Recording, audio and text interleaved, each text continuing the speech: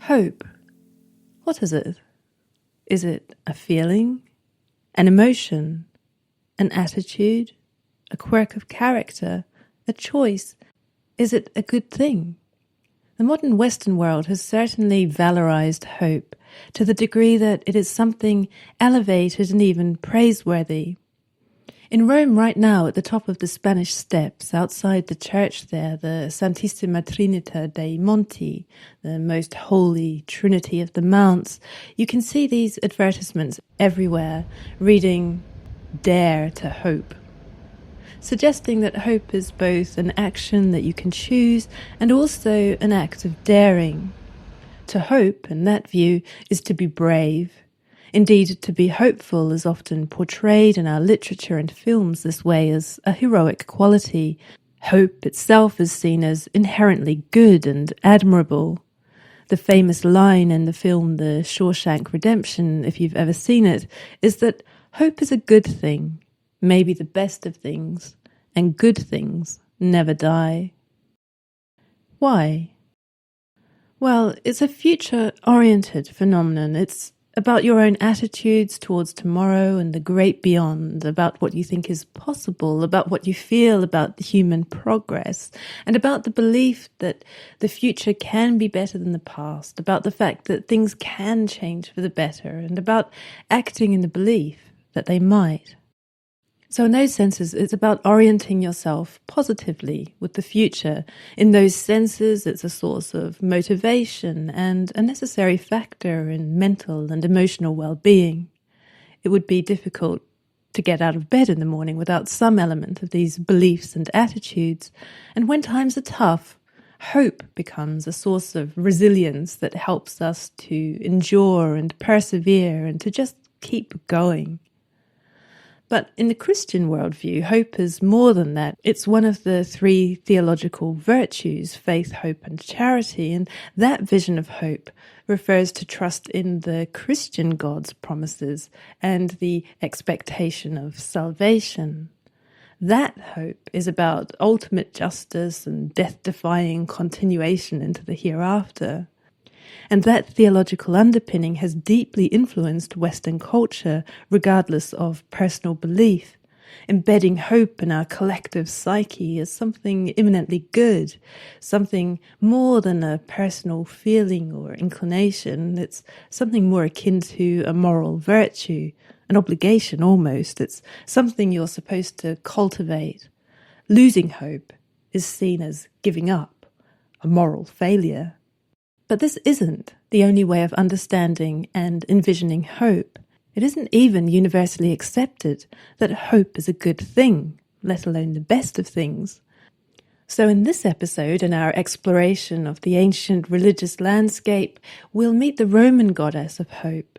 And although we've inherited much from her, we must rewind the modern worldview to understand her in her own context.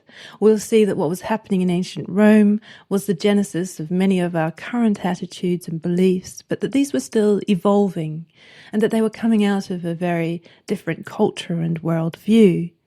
And we need to understand that because certain aspects of her are so familiar, we shouldn't overlook them as obvious or a given. In other words, we need to defamiliarize and interrogate our own understandings of what it means to hope in order to see her with clear eyes. So in this episode, we'll walk through the valley in the shadows of hope, where the future is unknown and outcomes uncertain. And as we survey the fears in its darkening folds, as we peer into the thickets and tangling of possible things, let us follow that crack where the light gets in. Let us follow the sweeping, tremulous ray of hope, illuminating the path ahead.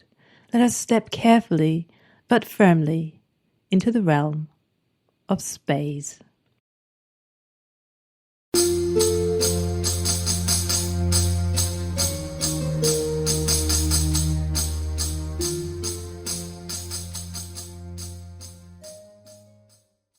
This is Spes, the Roman goddess of hope. She's a young maiden. Her youth contains all her potential, as yet unrealized. Her future is before her. She lifts the hem of her dress at the knee to step forward, and that's important. She's moving ahead into the unknown.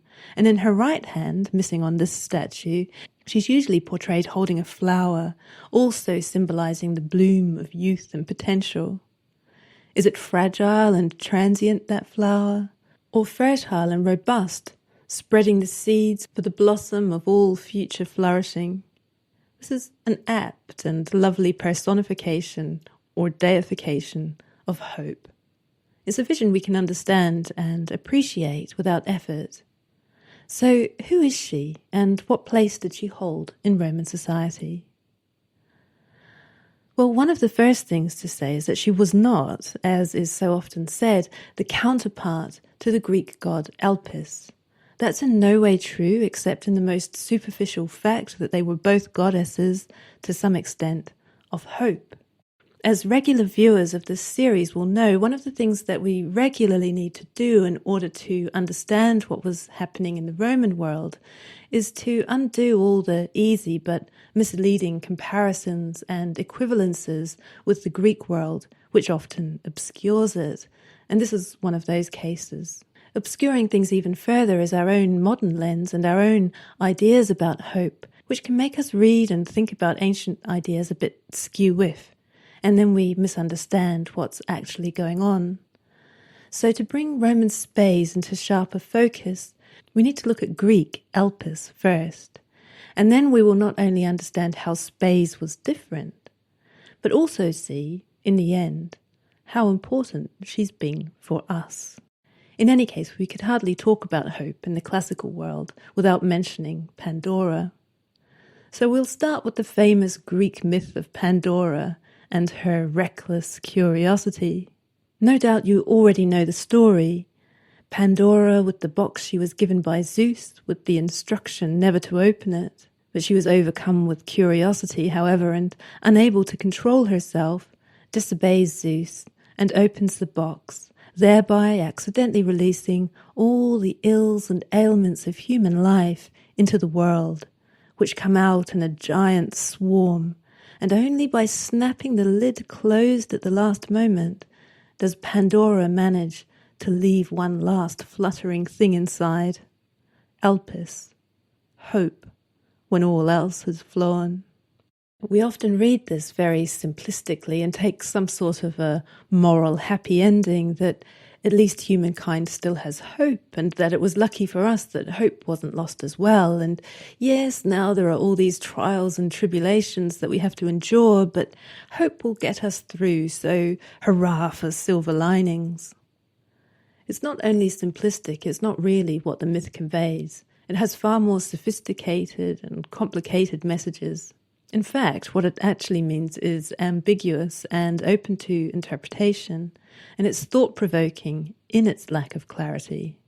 It needs quite a lot of unpacking. Perhaps then to defamiliarize the whole thing and show how far we are from the ancient vision, it's worth first noting that Pandora didn't even have a box. What the ancient texts say is that she had a pithos, and this is a clay jar, like the ones you see so often in museums. They commonly stored wines, oils, or grains, not all the evils of the world. So Pandora didn't open a box, she pulled the plug or cork out of a jar. But why was hope the last thing left in there? And what does that even mean? We might rewind further and ask why the jar was full of all these evils and sorrows. The answer is that it might not have been.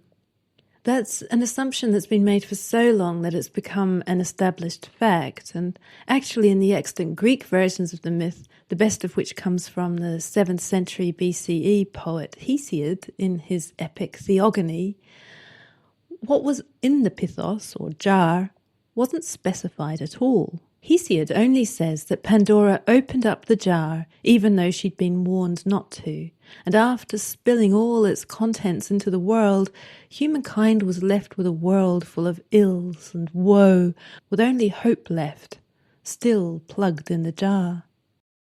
Because Hesiod mentions the jar so nonchalantly, as though everyone already knows what it is, the understanding is that it was related to the famous two jars Zeus is described as having in the Iliad. From these two jars, the king of the gods doles out a man's fate, partly from the jar of blessings and beneficent things, and partly from a jar full of woes and miseries. The hope in the philosophy of the Iliad is that Zeus might be even-handed in the way that he apportions these, and that in the final reckoning, perhaps the good might outweigh the bad. If Pandora's pithos was one of these two jars, then it's long been assumed that she was given the one full of ills, and that her opening of the box is what unleashed hardship into human life. There's a problem with that, though. If this is the jar full of evils, what's hope doing in there? And very quickly then we arrive back at the question of whether or not hope is a good thing. In fact, for the Greek world it was ambivalent, neither good nor bad. Elpis doesn't even really translate as hope in the English sense of the word. People who try to translate it more accurately often say expectation, but even that extends a sense of desire or want. Not always, but often when we say we're expecting something, as in when we wait expectantly, it's because we want or hope for that thing to come and have good expectations and are waiting, maybe impatiently, for it. If you can imagine expect in a more neutral sense, that's more like it. It just means looking to the future, to anticipate. And there's a big difference here between what you desire and what you think is probable. There is a Greek word, Elpis, meaning good expectation, and that's more like the hope in our sense of the word, but the goddess is simply Elpis, expectation. So there is ambivalence in the Greek understanding of hope.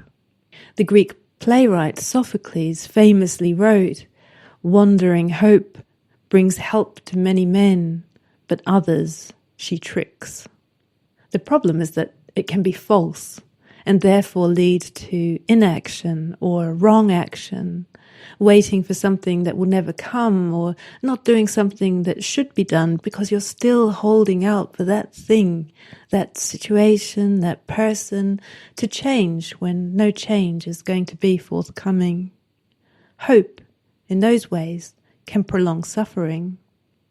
Hope can prevent you from helping yourself. Hope can even simply be a futile attitude towards grim realities that require something more decisive. You can also hope for misguided and futile things, like spending all your time photographing yourself from your best angles to post online in the hope that a lot of random strangers might click like. That is a hope so corrupted and devoid of value that it's actually harmful. Many a hope hath made a shipwreck, as the Greek playwright Aeschylus once wrote, and that's why, first of all, in the Greek view, Elpis could be in the jar of evils. That wouldn't be culturally incongruent. But what does it mean then that hope is held back in the jar? If all the other things that escaped are now in the world, does that mean that hope was not also released into the world? Is it just hopeless drudgery for humankind from here on in? Or does hope in the jar mean that it is held back for humankind? And then, in the face of all that relentless and unremitting drudgery, hope is the cruelest blow of all, a futile and forlorn thing when no change or better future is really coming. It's a far bleaker reading, but it's not the only possible one. It could be that the jar Pandora was given was the other one, the one full of blessings, and hope belonged in there. But then we have the same problem in reverse. And the idea is that all the good things were spilled and lost and fled back to Olympus, leaving humankind to face the tribulations of life with only hope. So if you take away our enthusiastic embrace of hope as a virtue that is inherently good and moral, then what the myth is saying in that case is that we were left with no more functional, active or useful blessings and gifts than a lingering chin-up attitude and an optimism that things might turn out all right in the end. You could pull it apart a lot more, but you can see how, in the Greek view, that isn't really the most heartening of outcomes. And then you have to remember why Zeus gave Pandora the jar in the first place, knowing she would open it and knowing that this would be the outcome. The gift and Pandora herself were both punishments. Without getting all into the backstory, Pandora was sent to mortal man as a punishment. She was mythologically the first woman. She was created by all the gods to be as agitating as possible. Her name, Pandora, means all gifts, because each of the Olympian gods endowed her with something, and she was sent to go among mankind, which was until that time living in an Edenesque, simple sort of innocence and ease, to be disruptive, divisive and corrupting. She was beautiful, charming, two-faced and cunning. She was covetous and shameless and unable to control herself properly. Thus, to give her a gift and tell her not to open it was simply a red flag to a bull. So within the logic of the narrative, Zeus doesn't mean for there to be a silver lining. The whole thing, from Pandora to the box and the fate of its contents, is a punishment from Zeus. The point cannot be, in that case, a happy silver lining. The thing that humans are left with cannot be a straightforward blessing. Indeed, in Hesiod's telling of the myth, Zeus describes his gift as an affliction in which they will all delight as they embrace their own misfortune. And that's a fairly good description of hope in the Greek appraisal. It's double-edged. Hope is a punishment we will and do praise.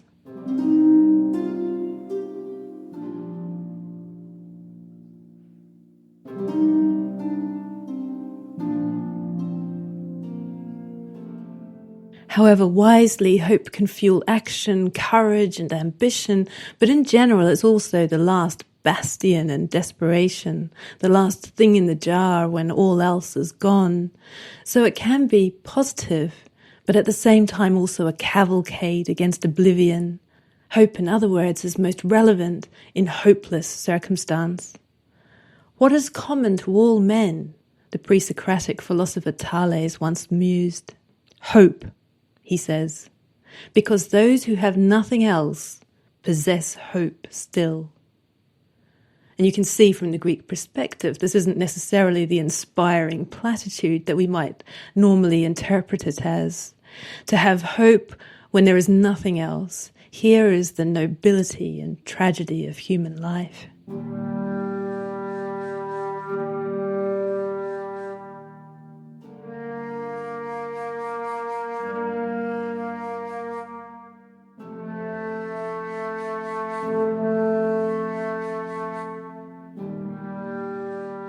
Like us, the Greeks unsurprisingly still tended to prefer the valour and generally optimistic demeanour of someone who had hope rather than its opposite, which is fear.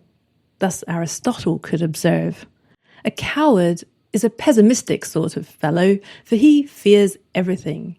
But a courageous man is the very opposite, because confidence implies hopefulness. The Pandora myth is the Greek myth of the fall. Like that of Eve and Eden, it explains how troubles came to humankind, courtesy of a disobedient and impulsive woman. And just as the story of Eve has been interpreted endlessly and gives itself to these ever-shifting and illuminating nuances, so too does the story of Pandora lend itself to contemplation of our lived experience and the role of hope. in human life. So that's Elpis and the Greek view of hope, in enough detail, I hope, to show how Spes in the Roman world is nothing at all similar. For a start, Greek Elpis never actually had a formal cult. Although a goddess in name and in myth, she doesn't seem to have had actual dedicated worship devoted to her. And perhaps that's quite natural given her ambivalent and relatively unhelpful nature. In Rome, however, Spes had an old and well-established cult. There were temples and altars to her from at least the 5th century BCE, and as we know, these tend to appear in the official architecture of Rome long after folk belief and worship began. The oldest evidence we have for her is a 5th century shrine on the Esquiline Hill, which came to be known as Spes Vetus, or Ancient Hope, so called in light of the new temples erected to her in the 3rd century in Rome's Forum Holitorium, the old vegetable market. Spes was worshipped on both an individual level and a state level, although we don't know much about what this entailed. At the state level, she increasingly represented the hopes of the collective in terms of empire and success of the state, but I don't think that should swallow up her character. I think too often we look at Roman religion through the lens of political propaganda because that's what's most prominent and what remains. But clearly, political propaganda is no way to get a balanced view of what most people were up to and thinking about most of the time. And the project of Roman conquest was certainly in the zeitgeist of the time and certainly in a lot of the official art and architecture. But I don't think most people, most of the time, were setting their hopes on imperial conquest and political success. Most people were just wishing and hoping for and fearing the same sort of thing people hope and fear and wish for all the time.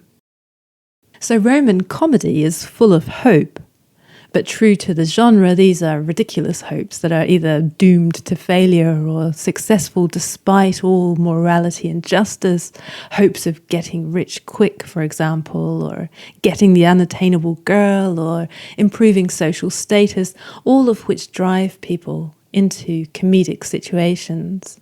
They're silly, but human and recognizable, and a large part of the humor is in the kernel of truth in there, in all the ridiculous, misfiring human hope. Underlying much of the Roman attitude, of course, is Stoicism, in which hope is, in general, misguided wherever it's directed, because it's the Stoic understanding that hope, just like fear, is putting focus on the external world, for better or for worse. And since the Stoic is not supposed to rely on or care about externals that are beyond individual control, hope, like fear, is too much in the realm of unknown quantities, shifting sands that may at best disquiet internal peace, and at worst, destroy it. The inner turmoil resulting from hope and fear are both to be avoided from the Stoic perspective. They're complementary as well as opposite. In this view, they amount to the same thing, as we can clearly see in Seneca when he writes, "Cease to hope, and you will cease to fear." In reality, the difference between fearing that something will happen and hoping that it doesn't happen is a fine line, mostly determined by character and outlook. But they're the same thing, really, and neither is the right way of orienting yourself in the world according to the Stoics, as Seneca goes on to explain. Though they do seem at variance, they are really united. Just as the same chain fastens the prisoner and the soldier who guards him, so hope and fear, dissimilar as they are, keep step together. Fear follows hope. I'm not surprised that they proceed in this way. Each alike belongs to a mind that is in suspense, a mind that is fretted by looking forward to the future. But the chief cause of both these ills is that we do not adapt ourselves to the present, but send our thoughts a long way ahead. And so foresight, the noblest blessing of the human race, becomes perverted. Beasts avoid the dangers which they see, and when they have escaped them, are free from care. But we humans torment ourselves over that which is to come, as well as over that which is past. Many of our blessings bring bane to us, for memory recalls the tortures of fear, while foresight anticipates them. The present alone can make no person wretched. Stoicism is all well and good, but really it's a philosophy for tough times too. When things are sunny and rolling along, there's little need for it. It's when life gets hard, when things spiral out of control, that inner fortitude is the remedy to outside chaos. Otherwise, all the solemn frowning is a bit unnecessarily dull. And not everyone turned stoic when the going got tough. Some, indeed, turned to Spes. I'm going to read you an excerpt from a real letter written by the poet Ovid after he fell from imperial grace and was sent to live out his days in exile by the Black Sea in Tomis, where he died eventually, far from his beloved Rome. He wrote letters to his friends back in the capital, always holding out hope that things would change and turn in his favour and that he might someday return. He was desperately miserable, and his letters are cries from despair. He describes Spes providing hope and even preventing him from ending it all. So here's part of his letter to his friend Greek. Greek, all hope of seeing my sentence reduced hasn't completely left me. Spes, that goddess who, when all other deities fled from woeful lands, was left alone on the God-forsaken earth. She lets the man digging ditches live, shackled with chains, believing that his limbs will be freed from the irons. She lets the shipwrecked sailor, who sees no land at all, still flail his arms about in the midst of the waves. Often the skill and care of the doctors fails someone, but hope will not die, though the pulse grows faint. They say those shut in prison hope for release, and hung on a cross, a man still utters prayers. How many people this goddess has stopped from dying by the death they chose as they tied the noose around their own neck. She reproved me too, and checked me with her hand as I was trying to end my sorrows with a sword, saying, "What are you doing? Tears, not blood, are needed." Often a prince's anger can be turned aside by weeping. So though it's not a debt due to my merits, still I've great hopes given the kindness of the god. Greek, pray he's not harsh with me. Here he's talking about the Emperor Augustus. Add some words of your own to my prayers. May I lie entombed in the sands of Tomis if you don't promise me this for sure. For sooner will the doves avoid the dovecot, wild beasts their caves, cattle the grass, diving birds the sea, than will Greek let an old friend down. All things have not been altered by my fate. So here is Spes providing solace and keeping a desperate man clinging on. The climate by the Black Sea was awful, according to Ovid. The place was crude and barbaric, and life was scant and rough and pointless. He longed to get back to the life he loved. And that was generally the goal. Mostly Roman society enjoyed life if it could. It was oriented towards the appreciation of the good things, which were for the most part the simple wholesome things, like the boughs of trees in late summer laden with fruit, and fair weather and a full glass. Elite society cultivated and idealized this perspective of the rustic good life, which was mostly posturing and something easy to do from the ease of an opulent banqueting table. But underlying that emulation is the life and religion of the ordinary people, who made up the vast majority of the populace, and who were not posturing, but absorbed in those seasonal cycles on which life depended. I think if you've been following this series, you're in a good position by now to understand Rome's religious sensitivities. So many of the other gods and goddesses we've looked at have this inbuilt element of looking to the future with hope. flickering with fear around the edges perhaps, but hopeful all the same, and full of the anticipation of a good harvest, a full pantry, and a happy, peaceful home. And I've put Spes here at this point because even after the last few episodes where the deities we've visited have presided over difficult, disgusting, or feared aspects of life and death, what has kept coming out of potential devastation and despair is the cycle of life and the hope that these fearsome things will be overcome or kept at bay or conducted properly to maintain balance and restore and renew and carry on. And there's hope in all of this. Hope in the sense of looking towards the future with an expectation that though pestilence may come, it might not, that the flowers can bloom although they might not, and that from the rot and decay of the old, new life can and will come.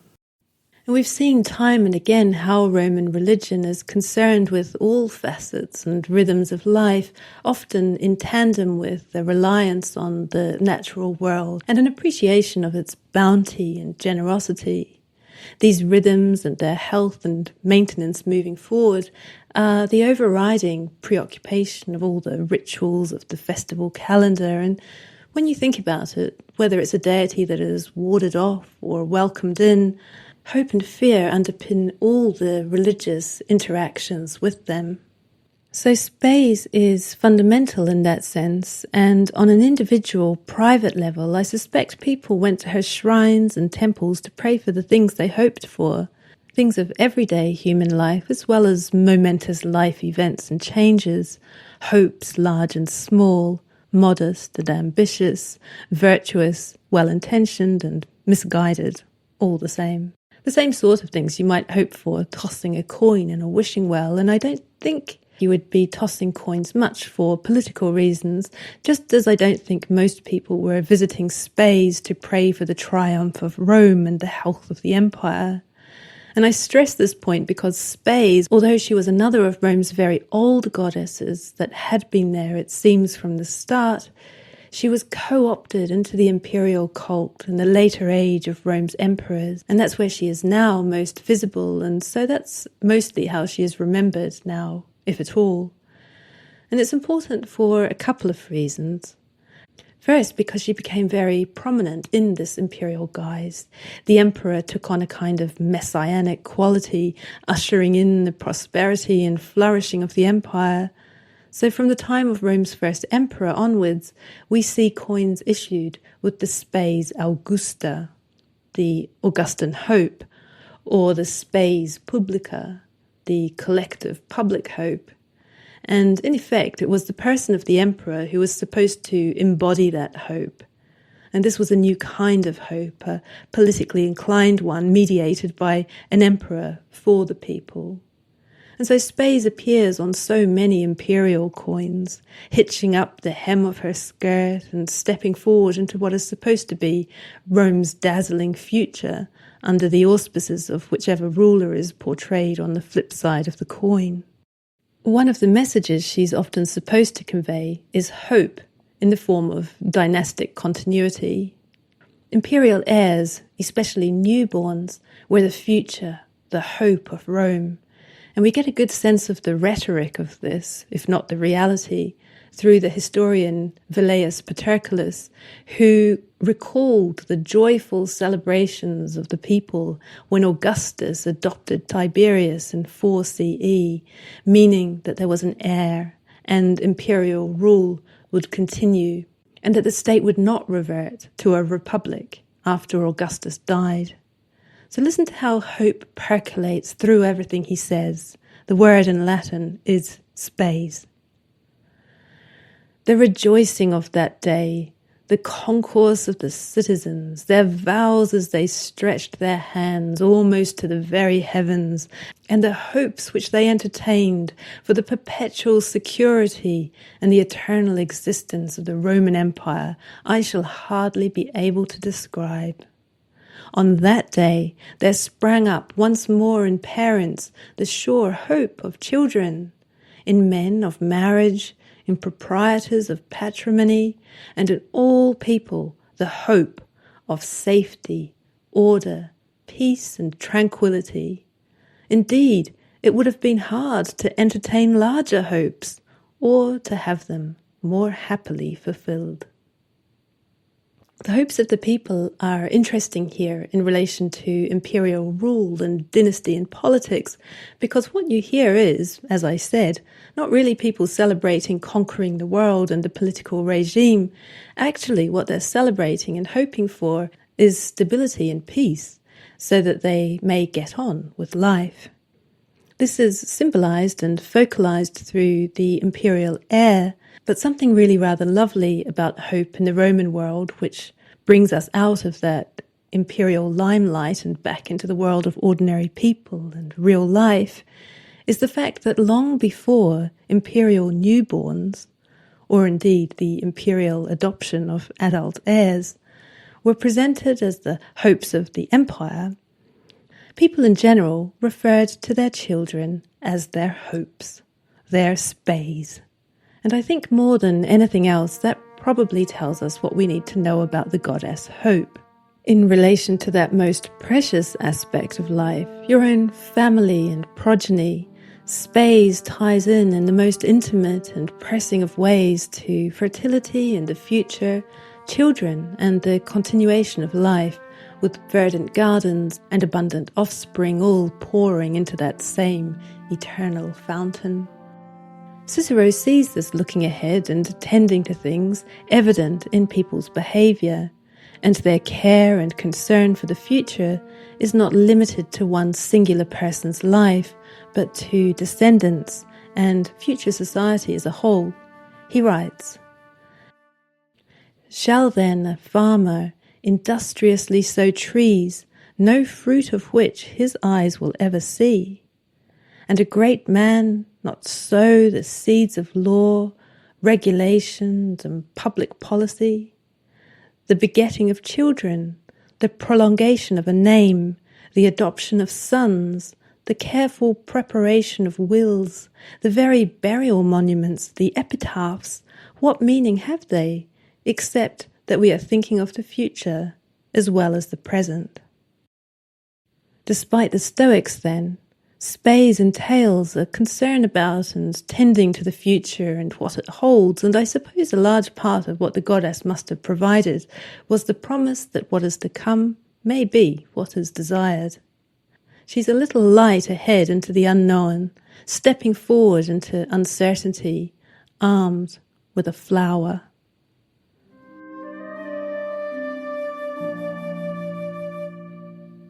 While sometimes it was from the depths of despair she was turned to as the goddess of last hopes when all the other gods and goddesses had flown, there's always a flicker of optimism to her and an element of trust inherent in the outlook she inspires, trust that things can get better, that they can be good, and that fragile things too may flourish. So what happened when Christianity came along was another co-opting and adaptation of her realm. Her tremulous, half-whispered promises, which had become the confident proclamations of imperial dynastic success, now became trumpet blasts heralded by angels. The promise of the peaceful earthly empire which she had come to symbolize under Rome's emperors became the promise of a heavenly kingdom. The hope was no longer so much a prosperous here and now, but a prosperous hereafter, a prosperous ever after, and a hope in life became a hope in the afterlife, life after death, a hope in salvation, in an eternity that exceeds whatever might be hoped for in our short span on earth. And so, paradoxically, as Spes becomes a Christian virtue and was elevated far above her previous worldly haunts and the cycles of nature to the ethereal heights of the kingdom of God, she was simultaneously demoted from her own godhood. As one of the key Christian virtues alongside faith, hope and that promised future became an important part of what was supposed to propel a person there. And so Spes lives on in the Christian church and more generally in the modern world that values her as an inherent good, as something to hold on to and never let go of, whatever life may throw at you. And history does have a sense of humour, but so often it also resonates with overwhelming poetry in the rocks and the rubble that leaves us from the past. In a spectacular twist in the turnings of time, you might walk today down from the Capitoline Hill, the abode of Jupiter Optimus Maximus, down to the ancient Forum Holatorium, Rome's old vegetable market, and just past the Theatre of Marcellus, which still stands in marvellous stony remains, you'll come to a medieval church, the Basilica di San Nicola in Carcere. First built in 1128, it's been restored and remodelled multiple times over its long years, but on its southern side, embedded into the very walls of this church, in the same way Spes became embedded in the Christian church in general and in the psyche of the Western world at large, here are the ruins of the Temple of Hope. These 6 columns from the Republican-era Temple of Spes are still standing like a testament to the endurance and persistence of hope after all. These columns are like that fluttering thing left in Pandora's jar, left for us in the world, hope, old and new, ruined and upright, a bastion of last chances still, and going nowhere soon.